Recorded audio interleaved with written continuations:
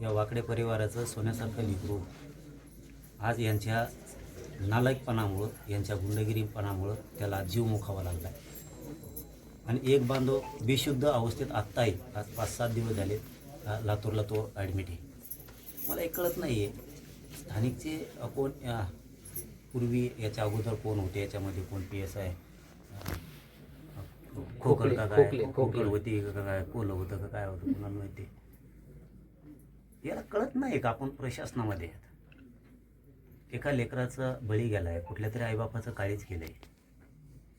आपण आरोपीची कसली कदर नाही केली पाहिजे, त्याला ताबडतोब अटक करून मध्ये टाकलं पाहिजे. त्या खोकडीनं का कोण आहे PSI का API खोकडी, त्या खोकडीनं ज्या बांधवांना म्हणजे ज्ञानेश्वर भैयासोबत होता त्याला प्रचंड मार लागलेला असून रात्रभर त्याच्या गाडीत घेऊन हिंडला आहे. त्याचं कर्तव्य काय होतं? मुख्यमंत्री साहेब तुमच्या काय सांगताय, कुटुंब काय सांगतोय आम्ही, देवेंद्र फडणवीस साहेब तुमच्या लक्षात येतं आहे का? आणि लक्षात येऊ द्या. परळीचं ऐकून मार लागलेल्या एका बांधवाला हॉस्पिटलला नेण्याऐवजी रात्रभर ती खोकड PSI API तो त्याच्या गाडीत घेऊन हिंडतोय, हॉस्पिटलला नेत नाहीये. म्हणजे तो मेला पाहिजे. एक तर खून झाला, ज्ञानेश्वर भैयांचा वाकड्यांचा खून झाला, दुसरा सुद्धा मेला पाहिजे या उद्देशानं. म्हणजे पाठीमागं साक्षीदार नाही राहायला पाहिजे, प्रत्यक्षदर्शी. हा तर उद्देश नव्हता ना त्या खोकडीचा का कोणचा PSI त्याचा परळीवाल्याचा ऐकून, की पाठीमागं साक्षीदारच उरला नाही पाहिजे. हा ज्ञानेश्वर भैया वाकडे हा तर मेलाच, त्याचा तर मर्डर केलाच, परंतु हा दुसरा सुद्धा मेला पाहिजे. म्हणजे साक्षीदारच राहणार नाही. ही सुपारी तर घेतली नव्हती नाही. याची चौकशी मुख्यमंत्री साहेब तातडीनं निलंबित करून होणं खूप गरजेचं आहे. या कुठलं पोलीस स्टेशन इथं अंबाजोगाई ग्रामीणचा कोण PI आहे ना, गृहमंत्र्यांनी याच्याकडे बारकाईनं लक्ष दिलं पाहिजे की यांनी एवढी मोठी चूक केली, एवढा मोठा अपराध केलाय पोलीस प्रशासनात राहून, की एकाला मार लागल्याच्या नंतर हॉस्पिटलला नेण्याऐवजी रात्रभर घेऊन येणला. ह्यो 100% याच्यामध्ये दोषी आहे. एक त्यांनी ताबडतोब काळजी घेतली असती तर ज्ञानेश्वर भैयाचा खून पण झाला नसता. त्याच्या निष्काळजीपणामुळं एक बळी गेलाय. आणि याच खोकडीने का काय काय नाव त्याचं, खोकडे नाव कुठून ठेवलं कुठून नाही. या खोकडीने आणखीन एक चूक केली मुख्यमंत्री साहेब, की याच्यात 10-15 लोकांनी मारलंय, तो आरोपीला पकडत नाही आणखीन सुद्धा. याच्यात 120 कलम सुद्धा नाही लावलाय, कारण सामूहिक कट होतोय. यांनी कट रचून ज्ञानेश्वर भैयाचा खून केलाय. दुसरा बांधव बेशुद्ध अवस्थेत लातूरला पडू नये याचं कर्तव्य होतं पोलीस अधिकारी म्हणून, की आपण याला तातडीनं संशयतासह सगळ्यांना आरोपींना अटक करणं. तो या भानगडीत पडलेला नाही. 120 कलम त्याच्यामध्ये लावलेला नाहीये, तोही तातडीनं लावावा. मुख्यमंत्री साहेबांना सुद्धा आमचं म्हणणं आहे, की कुटुंबियांचं म्हणणं आहे, याच्यामध्ये सखोल चौकशी होऊन सगळे आरोपी अटक झाले पाहिजे. संशयतासहित संशयित नाव देऊन कुणीही सुटता कामा नाही. कुणी परळीवाल्याचा मित्र आहे त्या धन्याचा म्हणून त्याला सोडण्यात येऊ नये, हे सुद्धा काळजी प्रशासनानं सरकारनं घ्यावी. नसता आम्हाला सुद्धा आमच्या ताकदीनं लढता येतं. पुन्हा प्रशासनाने म्हणून आहे की राज्यातला मराठा समाज सुद्धा पेटला. कारण जर आमचे लेकरं मरणार असतील आणि त्यांना न्याय मिळणार नसला तर आम्हाला आमच्या समाजापेक्षा मोठं कुणी नाही आहे. त्यामुळं तो PSI त्यांनी काय हलगर्जीपणा केला त्याला सुद्धा याच्यात घेतलं पाहिजे. दुसरा 120 कलम त्याच्यात लावणं खूप गरजेचं आहे. आणि आरोपी सगळे हे 15-16 पेक्षा जास्त आहेत, संशयतासहित सगळ्यांना अटक करणं गरजेचं आहे. यांना पाठीशी घालू नका ही कुटुंबियाच्या वतीनं आम्ही सगळ्यांनी मागणी केली. आणि कुटुंबियांना सुद्धा संरक्षण पुरवणं खूप गरजेचं आहे, कारण ते मुलं हॉटेलमध्ये काम करत आहेत. म्हणजे ज्ञानेश्वर वाकडे यांचा जो मृत्यू झाला आहे ते कुटुंबियाचा भाऊ, त्यांचे चुलत भाऊ हे हॉटेलमध्ये काम करतात कुक म्हणून. त्यांना येता जाताना धमक्या दिल्या जात आहेत, त्यांना येता जाताना त्रास दिला जातोय. त्यांना शहरात घाटनांदूरला अंबेजोगाईला जायला लागतं.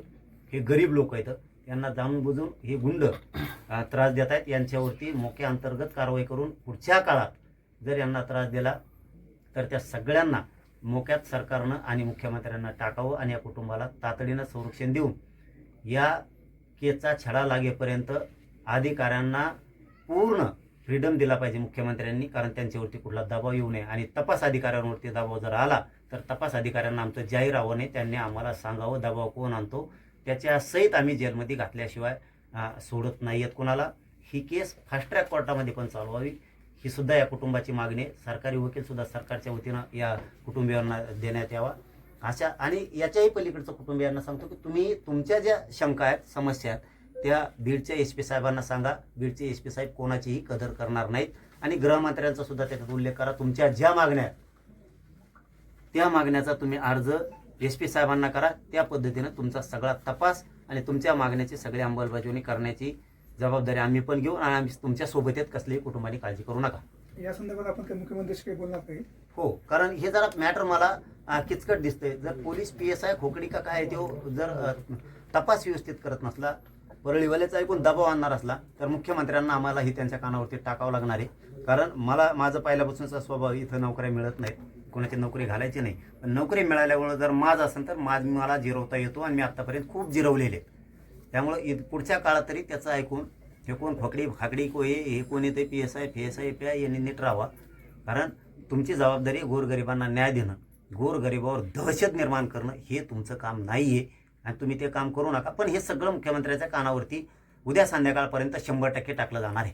पाटील, ही PM मध्ये हत्या आहे स्पष्ट झालेले, मात्र प्रथमतः या कुटुंबियांना ऍक्सिडेंटली आहे हा अशी माहिती पोलीस प्रशासनानं कुटुंबाला दिली, असं कुटुंबाचं म्हणणं आहे. आणि त्याला जोडूनच एक असा प्रश्न आहे की कुटुंबाला त्या दिवशी सकाळी 8 पासून रात्री 8 पर्यंत गुन्हा दाखल होण्यासाठी ठिय्या आंदोलन पोलीस ठाण्यासमोर करावं लागलं. ही शोकांतिका आहे. फडणवीस साहेबांना आम्ही तेच वारंवार सांगतो, तुम्ही 10 दुसरे चांगले सांभाळा, गुंड सांभाळायचं थोडं बंद करा. अजितदादाच्या पक्षाकडून त्या परळीला त्याला न्याय दिला जातो, त्या धन्याला त्याच्याकडे बघितलं जातं. परंतु ते तुमचा आशीर्वाद घेऊन इकडं खुणं करतोय. गोरगरिबांच्या लेकरं कसे वाढवायचे, किती पोटाला चिमटा घेऊन आईबापांना ते लेकरं मोठे करावे लागते, ज्याच्या त्याला लेकरं माहीत असते.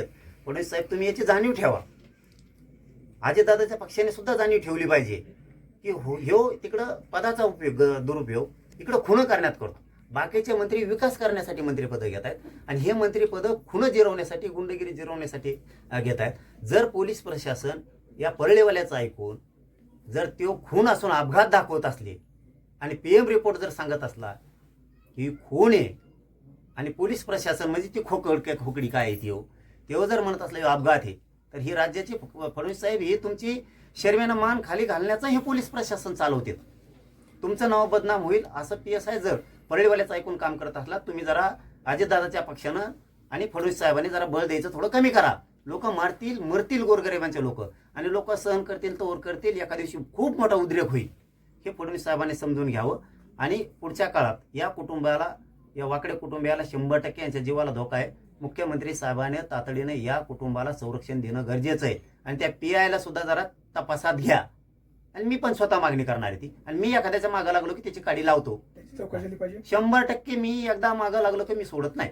कुटुंबियांनी त्यांना जो त्रास होतोय, ज्या मागण्या त्या उद्या SP साहेबाला आपल्या बीडच्या सांगा. त्याप्रमाणे तुमच्या मागण्याची सगळी अंमलबजावणी होईल, ती मी मुख्यमंत्र्याला सांगतो. आणि जे आरोपी होते त्या आई मंगल कार्यालयामध्ये लपलेले होते. वडील का तुम्ही सगळं लिखी द्या.